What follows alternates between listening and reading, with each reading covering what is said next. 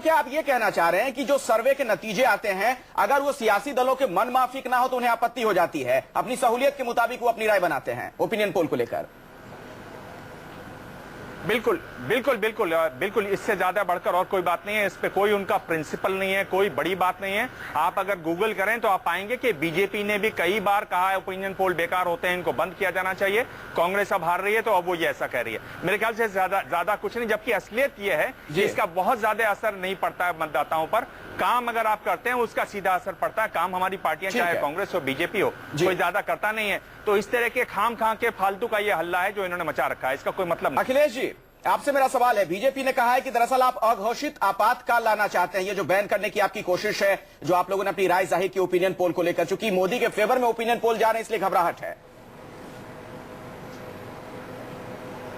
देखिए, हम अपनी ओपिनियन दें तो ये आपातकाल लाया जा रहा है। हम भी अपनी ओपिनियन तो दे रहे हैं चुनाव आयोग को।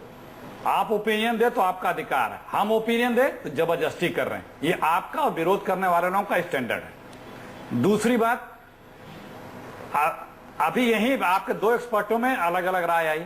हम हार नहीं रहे हैं, दिबांग जी ने कहा हम जीत रहे हैं, और उसका उदाहरण मैंने दिया। 2004 में दिबांग जी को भी याद होगा, 280 से लेकर के 340 सीटें से कम कोई सर्वे एनडीए गवर्नमेंट की नहीं बता रही थी। क्या हुआ? 2009 में भी हमारी सीटें घटा रही थी, हम 61 सीटें हमारी बढ़ी और एनडीए की और घटी। जी क्या हुआ? तो इसलिए हम एक इन प्रिंसिपल इसका विरोध कर रहे हैं, इसलिए नहीं कि हम हार रहे हैं। तभी मतलब भी आप ये कहना चाह रहे हैं कि ओपिनियन पोल से आपको आपत्ति नहीं है, बल्कि इसमें कुछ बदलाव की जरूरत है। एक principal Akhilesh ji, opinion poll से आपको आपत्ति नहीं है, बल्कि इसमें कुछ बदलाव की जरूरत है। करिए ओपिनियन। नहीं, मैं जो कह रहा हूं वो सुनिए। आप उसमें मतलब मत निकालिए, जो मैं कह रहा हूं वो सुनिए। चुनाव प्रक्रिया घोषित हो जाने के पहले आप करिए ना, रोका किसने है? आप करिए। 2004 में 6 अप्रैल 2004 को जब चुनाव हो रहे थे, एनडीए की हुकूमत थी। मैं आता हूं चाइना एनसी, आपसे मैं समझना चाहूंगा आप लोग ऐसा क्यों लग रहा है? क्योंकि दिग्विजय सिंह ने एक और अहम बात कही, उन्होंने कहा कि पैसे देकर आज कोई भी ओपिनियन पोल करवा सकता है।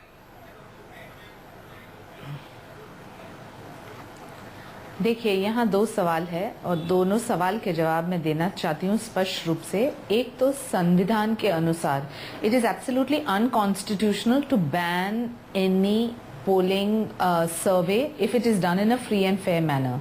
अभी सवाल ये उठता है कि क्या ये प्रोपेगेंडा है, क्या ये एक साजिश है, तो उसके ऊपर आप जरूर ठोस कार्रवाई भी कर सकते हैं। लेकिन जहां एक इंडिपेंडेंट सर्वे और एक सैंपल साइज हजारों लोगों की तादाद में होती है, उसके खिलाफ आप नहीं कर सकते हैं, because this is intrinsically a fallacy, because it's freedom of speech and freedom of expression, जहां हर एक व्यक्ति अपना मत सबके सामने, ये सर्वे के सामने पेश करता है। लेकिन स्वतंत्रता का जो अधिकार है उस पर आप लोग हमला कर रहे हैं। प्रजातंत्र में आप किसी और को वोट कर सकते हैं। और समझ लीजिए कि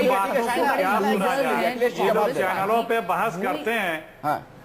नहीं, मेरी बात, इनकी बातों को क्या माना जाए? यहां बैठ के ज्ञान बघारेंगे, चुनाव आयोग ने ओपिनियन मांगी वहां नहीं देंगे, 2004 में कहेंगे ये है वो है। फ्रीडम ऑफ एक्सप्रेशन का मतलब ये नहीं कि आप जो चाहे वो करते रहें। चुनाव आयोग की अपनी मर्यादा है, अपनी सीमा है। मॉडल कोड ऑफ कंडक्ट के तहत ही चुनाव होने हैं। ठीक है, उसमें क्या चीज है? हमेशा ऑल पार्टी मीट के द्वारा ये सब चीजें पार्टियां तय करती हैं। आज आप उससे क्यों स्किप कर रहे हैं? क्यों नहीं अपनी राय? मैं संजय सिंह का भी रुख करना चाहूंगा। आम आदमी पार्टी समाज क्या आज संजय ओपिनियन पोल बैन कर रहे हैं, संजय क्या इसे अभिव्यक्ति की स्वतंत्रता से जोड़कर देखा जा सकता है ओपिनियन पोल को? 0.2% लोग भी इसमें राय नहीं देते हैं, और ये जनता की राय कैसे? अखिलेश जी, संजय सिंह से मेरा सवाल था। संजय जी, सुन रहे हैं क्या आप मुझे? जी सुन पा रहे हैं। हाँ, बोलिए जी, पूछें, आप अपना सवाल पूछें। मैंने ये सवाल पूछा, चाइना एनसी ने जो यहाँ पर कहा है कि क्या अभिव्यक्ति की स्वतंत्रता का जो अधिकार है, मौलिक अधिकार है, हमारा फंडामेंटल राइट है, क्या उसे जोड़कर देखा जा सकता है ओपिनियन पोल को? देश का मूड जो भांपने की कोशिश की जाती है।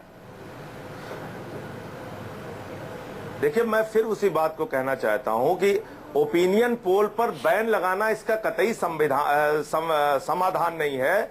मैं सिर्फ इतना कहना चाहता हूं कि सर्वे एजेंसी की विश्वसनीयता और टीवी चैनल्स की विश्वसनीयता कायम रखने के लिए और जनता में ओपिनियन पोल का विश्वास और बने, इसके लिए जरूरी ये है। उर्मिलेश जी, आपसे एक सवाल पूछना चाह रहे हैं। जिन क्षेत्रों में कराया गया, जिस वर्ग के बीच में कराया गया, उसके रॉ डेटा डाले। लेकिन जब राजनीतिक पार्टियां ओपिनियन पोल कंडक्ट करें तब तो सवाल खड़े होंगे। अभी देखिए संजय जी मैं ओपिनियन पोल सही है या गलत है? सुन लीजिए संजय जी, उर्मिलेश जी कुछ कह रहे हैं। हाँ, संजय जी की बात का मैं सम्मान करता हूं, इसमें कोई दो राय नहीं कि ओपिनियन पोल को प्रतिबंधित नहीं किया जाना चाहिए, मैंने पहले भी कहा। लेकिन मेरा बस कहना है कि अधिसूचना के पहले ये फ्री हो, इसके बाद नहीं। जो चुनाव आयोग कह रहा है, चुनाव आयोग की राय के साथ मैं हूं इस मुद्दे पर। लेकिन मेरा ये कहना है कि आप कह रहे हैं कि निष्पक्षता, भरोसा, प्रामाणिकता, आपकी पार्टी के एक बड़े यशस्वी नेता हैं अरविंद केजरीवाल, जिनकी विश्वसनीयता इस देश में है वाकई एक भ्रष्टाचार के खिलाफ लड़ने वाले एक नेता के तौर पे।